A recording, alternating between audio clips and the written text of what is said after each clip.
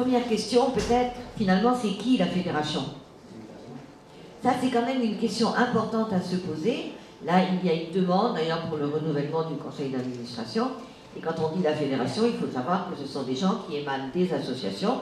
Vous, moi, tout un chacun peut être la fédération. Je pense que c'était important de le dire. Alors, c'est vrai qu'il y a des questions, d'autant plus que là, je disais dans la dernière lettre qu'on a reçue de la fédération, c'était noté urgence face à ceux qui militent activement pour une autre loi. Hein, donc peut-être, oui, urgence.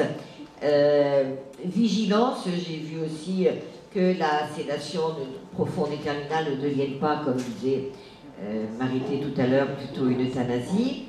Il y a aussi la SFAP qui nous dit que c'est urgent de réaffirmer que soins palliatifs et accompagnement s'occupent de la vie à vivre jusqu'au bout. Voilà. Ça, c'est pour resituer.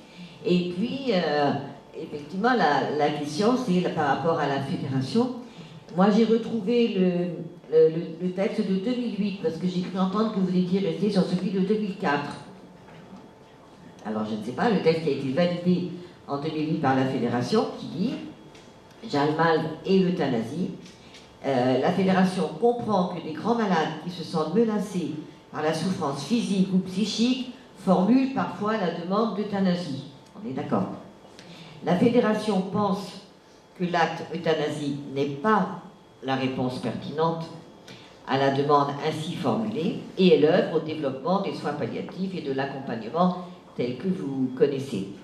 Et l'idée, c'est aussi que, et M. Scherer l'a défendu dès le début, que l'idée, c'est que l'accompagnement et les soins palliatifs permettent à la personne malade et à ses proches de vivre la fin de la vie sans avoir ni à en hâter la fin, ni à la prolonger par un acharnement qu'on appelait avant, on dit plus volontiers obstination déraisonnable. Donc, ça veut dire que peut-être aussi, mais on aura l'occasion d'en reparler justement, que est-ce que la question c'est vraiment pour ou contre, est-ce que l'urgence c'est pas plutôt de développer l'idée que les soins palliatifs ont du sens, et quand on se trouve face à quelqu'un, et c'est vrai qu'avec les gens, nous sur Rennes on a à peu près réglé la situation, mais par rapport à la DFD, quand ils veulent nous entraîner sur le pour ou contre, on est plutôt, est-ce qu'on a l'énergie à passer notre temps à dire non à l'euthanasie, ou plutôt oui aux soins palliatifs. Vous voyez ce que je veux dire?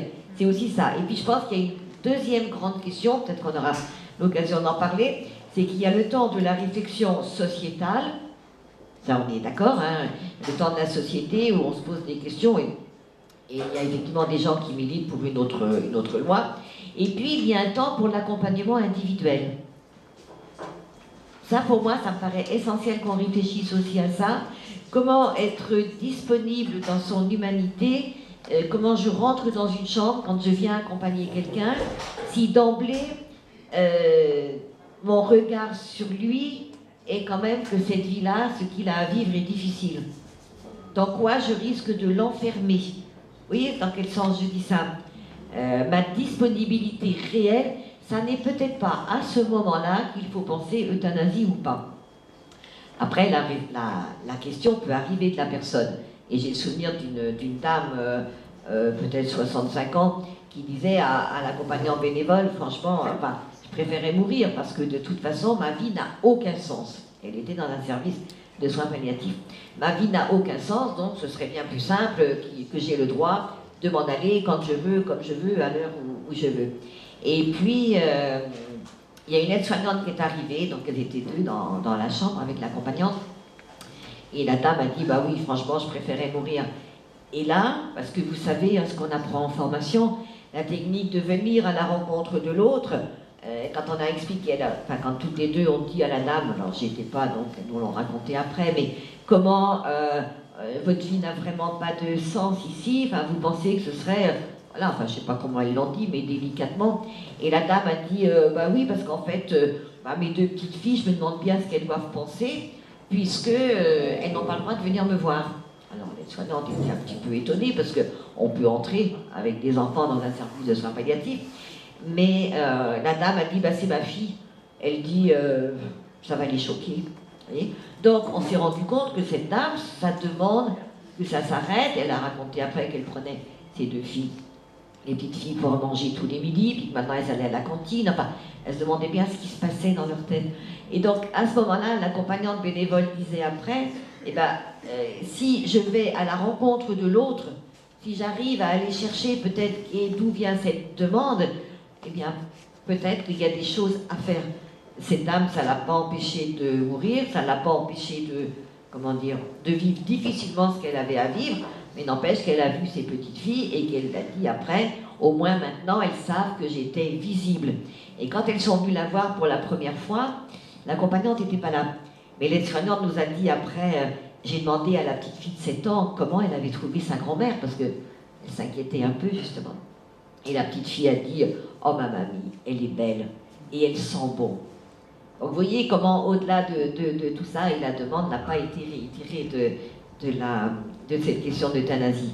Donc pour moi c'est essentiel peut-être ces 2 temps-là, le temps de la société, effectivement de la réflexion générale, et quand on est en accompagnement. Je ne sais pas comment vous entendez ça, mais voilà ce que je voulais dire pour l'instant, en disant bien que